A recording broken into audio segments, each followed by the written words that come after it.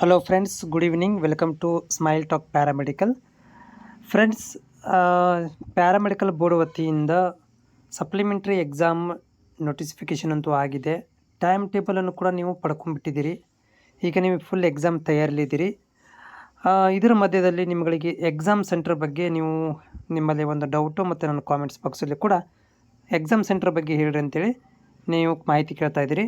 So exam ಸೆಂಟ್ರದಲ್ಲಿ ನೋಡಿ, ಹಿಂದಿನ ವರ್ಷ ಲಾಸ್ಟ್ ಇಯರ್ದಲ್ಲಿ ಏನು 2024ರಲ್ಲಿ ನೀವು ಸಪ್ಲಿಮೆಂಟ್ರಿ ಎಕ್ಸಾಮನ್ನು ಬರೆದಿದ್ರಿ, 2024ರಲ್ಲಿ ನೀವು ಸಪ್ಲಿಮೆಂಟ್ರಿ ಎಕ್ಸಾಮ್ ಬರೆದಿದ್ರಿ, ಅವೇ ಸೆಂಟ್ರ್ಗಳು ಈಗ ರಿಪೀಟ್ ಆಗ್ತವೆ.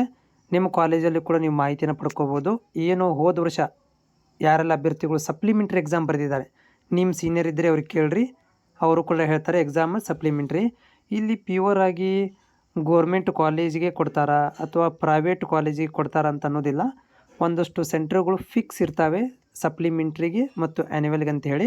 ಅಲ್ಲೇ ಏನು ಮಾಡ್ತಾರೆ ಅಂತಂದರೆ, ಪ್ರತಿ ವರ್ಷವೂ ಕೂಡ ನಿಮ್ಮಗಳಿಗೆ ಹೋಗಿ ಅಲ್ಲಿ ಇನ್ಸ್ಟಾಲ್ ಮಾಡ್ತಾರೆ. ಎಕ್ಸಾಮನ್ನು ಅಟೆಂಡ್ ಮಾಡಲಿಕ್ಕೆ ನಿಮಗೆ ಸೆಂಟ್ರ್ಗಳನ್ನು ಪ್ರೊವೈಡ್ ಮಾಡಿಕೊಡ್ತಾರೆ.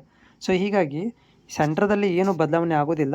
ಎಲ್ಲೋ 1-2% ಮಾತ್ರ ಸೆಂಟ್ರ್ಗಳು ಚೇಂಜ್ ಆಗ್ಬೋದು ಬಿಟ್ಟರೆ, ರಿಮೈನಿಂಗ್ 98% ಇದೆಯಲ್ಲ, ಹೋದ ವರ್ಷ ಇದ್ದಿರುವಂಥ ಸಪ್ಲಿಮೆಂಟ್ರಿಯಲ್ಲಿ ಏನು ಎಕ್ಸಾಮ್ ಸೆಂಟ್ರ್ ಇದ್ವಲ್ಲ, ಅವೇ ಸೆಂಟ್ರ್ಗಳು ಈ ವರ್ಷ ಕೂಡ ಬರ್ತವೆ.